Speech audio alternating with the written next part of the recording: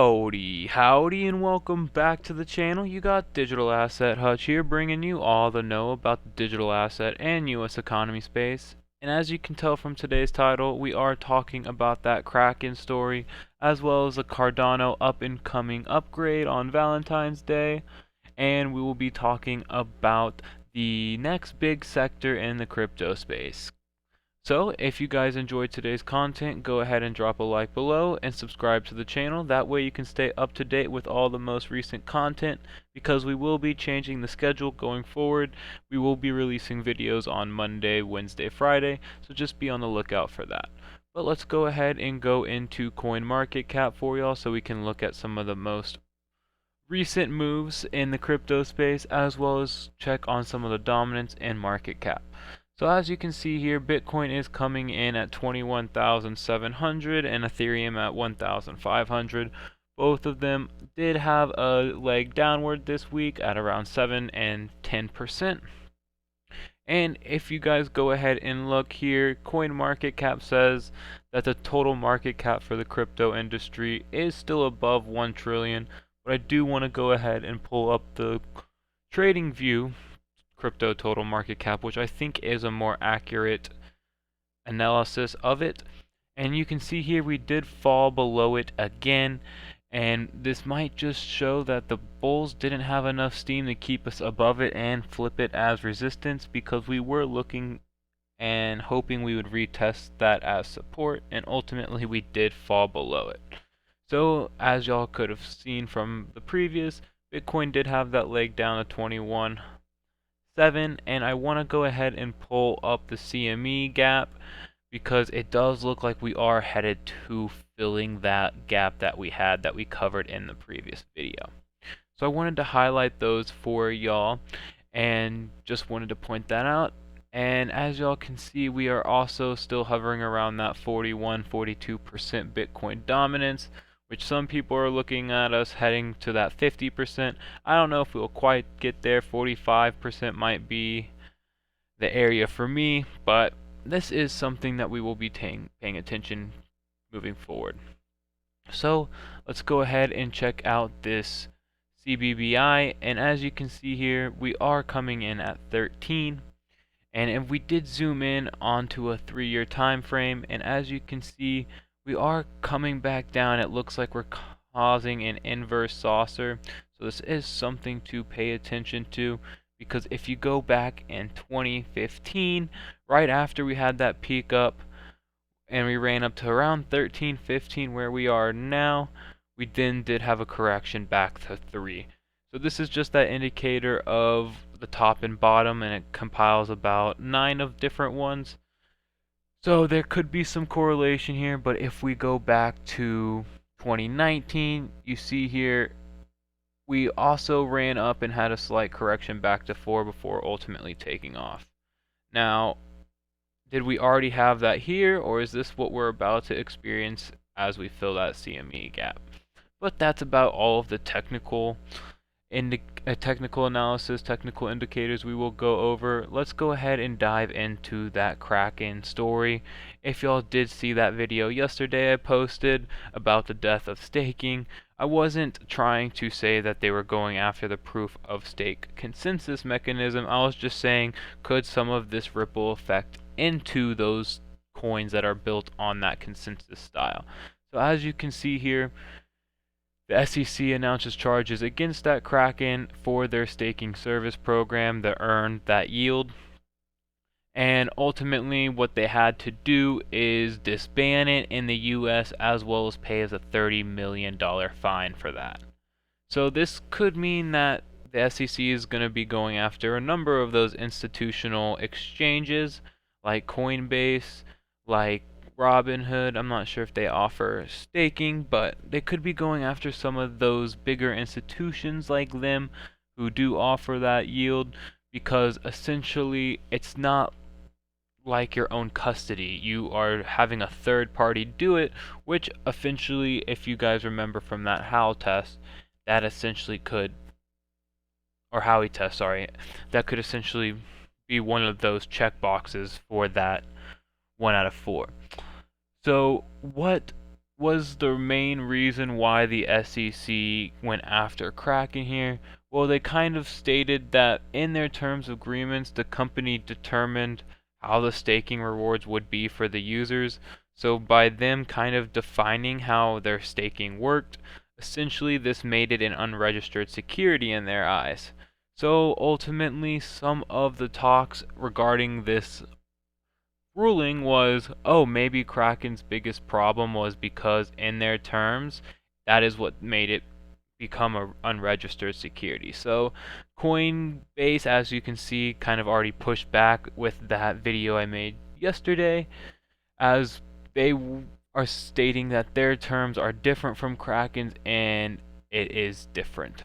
So now that you guys can go ahead and get that true understanding of what exactly I meant by that down with staking, let's go ahead and jump into the weekly development report of Cardano that did get released, I believe, a day ago. Yeah. And as you can tell, we are preparing for that upcoming Valentine upgrade that is set for the 14th, which actually they're saying the pre-production of it should be available now today, the 11th. So we'll be paying attention to that as it comes out, as well as they hope that this can be a secure cross-chain dApp development on Plutus. So essentially they are hoping that this will now be a more secure way, so it will be able to have more signature keys in a wider range, essentially. That way the security, it would be harder to kind of hack. Also, they are hoping that this makes it easier for those side chains to develop on. So essentially kind of like how I mentioned with the Hydra update, as you can see here, they're hoping this can make it easier for building on those side chains. That way some of the congestion comes off of that main net. And then I just wanted to pull up the weekly report from the beginning of the year, and as you can see here, Cardano is still improving, with 4 new projects have come to Cardano since the beginning of the year. So essentially that's a new project a week that has came to Cardano. So I thought that was important to highlight for you. And then as we do a little deeper dive into this Valentine upgrade, you can see here the introduction is to aim to facilitate secure cross-chain dApp development on that Plutus platform while advancing that blockchain's interoperability. So like I said earlier, they're just making sure it is easier for you guys to build on all of those side chains, as well as they hope to make it a more secure platform, with developers being able to use a wider range of multi-signature and threshold signature defines, which is going to provide a higher level of security. So as you can see, the preparations for this upgrade has been going for some time now. As you guys know, Cardano is okay with being that tortoise in the race. They're okay with making sure everything is done right before they ultimately release it to y'all. So I do want to go ahead and highlight some of those Cardano milestones that they have had, not maybe since the start of the year, but going back at least a year in time. So they are fully operational on that public testnet for that Ethereum sidechain that we were just mentioning. So this could be bullish news for Cardano to come. As you can see here, also on GitHub's development activity, Cardano is ranked second in developmental activity, as well as they are also second for leading smart contracts, and they are almost, well, they are actually not almost, exceeding 5,000 total smart contracts on the platform. And then lastly, I thought it would be important to highlight for y'all that Cardano has recently also achieved the highest whales in the last 9 months, witnessing transaction rates not seen all the way since May of 2022 of last year. So I just wanted to highlight that growth on Cardano because I have seen that y'all really do love Cardano on the channel, so we will keep bringing you guys updates in that. But ultimately, let's go ahead and jump to that last article here that I have for y'all, and it is, could AI be the next big sector? And ultimately, A couple of reasons I'm going to show you guys today is one, just the movement in the AI coins in the crypto industry, as well as just the use cases that I've started to see get adopted within AI tech. So you can see here that they are already in the finance world using it for planning and portfolio construction, and it's almost making it efficient and accurate as possible the industry has ever seen. I already know in some of the companies of TD Ameritrade, Schwab, Fidelity, some of their retirement analysis tools are already on an algorithmic based system. So ultimately, if they just integrate some AI into it instead of someone putting those numbers in, you could ultimately just log in and kind of have a conversation with that AI, and they could help you make trades throughout the day to ultimately give your biggest gains in your 401k. So I thought that was very interesting. As well as you can see here, just with its state and the housing, they plan to integrate that blockchain with smart contracts so they can monitor and implement estate plans, which would reduce the risk, as well as AI algorithms in estate planning that could prevent real-time updates on changes in assets in that market. So whenever you list your house on the market, instead of sitting there for 2 months, you could always have that real-time update. So I mean, there is that human versus technology debate constantly, and the incorporation of AI and blockchain technologies into the finance industry will automate many routine and complex tasks free financial advisors focus on, which is why there is some pushback on it, which why I think it might take a little longer for it to become adopted and that on-ramp to be accessible, but that is why people are ultimately saying it is good to get early.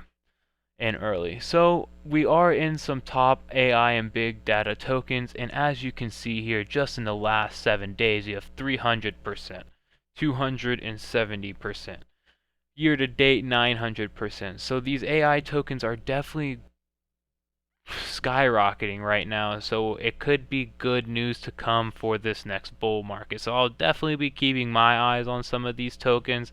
Now, obviously, some with a trading volume of $262 might not be the best to get into, but I definitely think this is worth looking at, and I will show you how to get to both of these pages on these websites.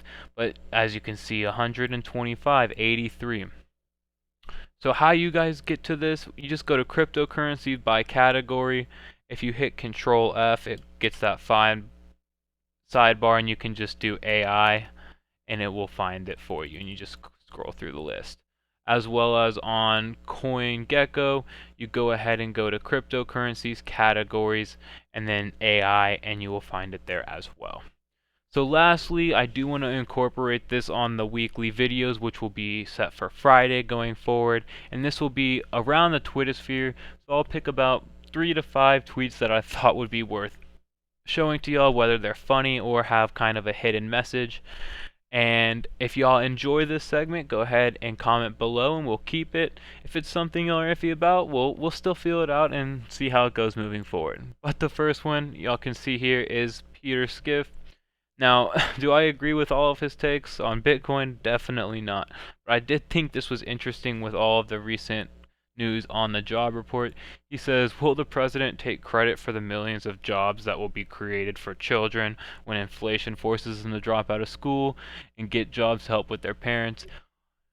Essentially, I kind of agree with this because with as bad as the markets have been, a lot of 401ks have depreciated in value, causing some of those retirees to go back to work, as well as some of those kids that are, 14 and 15 and are just getting into the job market. They are now having to go to work to help their family provide, just with how expensive money has gotten.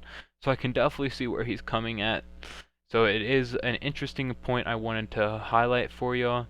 And then another one which kind of goes along that same line Cointelegraph has, the regulators are getting bold. The United States Security and Exchange Commission Chair Gary Gensler issues a warning to crypto companies to come in and follow the law after the agency announced a settlement with the crypto exchange. And this just kind of highlights what I'm saying. The government's trying to control you and how you can make money, and it's kind of been this way since the start of the market with their accredited investors. You have to have a certain money to invest into certain projects that are claimed to be more risky but give you better returns. And I think that's what they're trying to do here with the staking. They're trying to limit it to the retail and the everyday individual because ultimately it's a competition for their fixed market. It's a competition for the treasury bills. And the government doesn't like that. So they're trying to put an end to it. So it's definitely something to pay attention to, y'all, for moving forward. And then lastly, just to kind of close out the theme, this is how banks work. As you can see on the left, no matter what, one payment goes through a single third party, and they just keep tracking that data and have it on a ledger and report it to the government for you. While with Bitcoin, you don't have that third party. If I need to send money to you, I can just go ahead and send it to you. I don't need to send it to PayPal and then they send it to you and then you send it to your bank. It doesn't need to be anything like that. It's just peer-to-peer. So I ultimately wanted to highlight all of that for y'all today. If you guys do enjoy the content, like I said, go ahead and drop a like, and we'll definitely keep moving forward with this. I hope y'all guys stay safe out there, and bye bye.